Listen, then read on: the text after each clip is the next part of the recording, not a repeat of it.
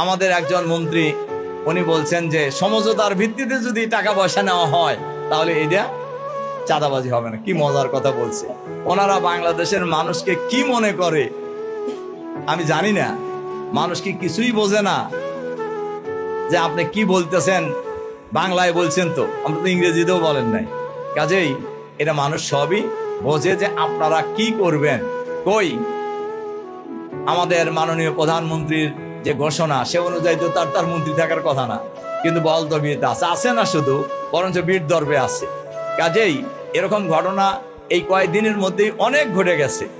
কিন্তু আমি আজকের কথাই যদি বলি, প্রথম আলো পত্রিকার প্রথম পৃষ্ঠায় একটা নিউজ হয়েছে নারায়ণগঞ্জের একজন প্রতিবন্ধী ব্যবসায়ীর কারখানায় চাঁদাবাজি করছে, নামটাম সহ বলে দিছে। কই এখন পর্যন্ত তো সরকার তার ব্যাপারে কোনো ব্যবস্থা তো নেয় নাই। এটা তো নেওয়া যদি তারা আন্তরিকই হন চাঁদাবাজি বন্ধ করবেন, তাহলে তো তাদের তো ব্যবস্থা নেওয়া দরকার ছিল। কই নেন নাই তো। এর মধ্যে অনেক চাঁদাবাজি হচ্ছে, অনেক হত্যাকাণ্ডও ঘটতেছে। কই কোন কারোর ব্যাপারে কোনো ব্যবস্থা নেওয়া হয়েছে বলে তো আমরা এখন পর্যন্ত কোথাও দেখি নাই।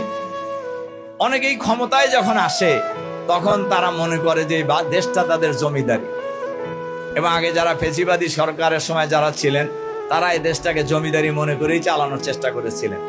এই জমিদারি মনে করে যে বা যারাই এই বাংলাদেশ শাসন করার পরিকল্পনা করবেন, আমি আশা করি, বিশ্বাস করি তারা ব্যর্থ হবেন ইনশাআল্লাহ। তার কারণ বাংলাদেশের মানুষ কোনো জমিদারি প্রথাকে কোনো অবস্থাতেই বরদাস্ত করবে না।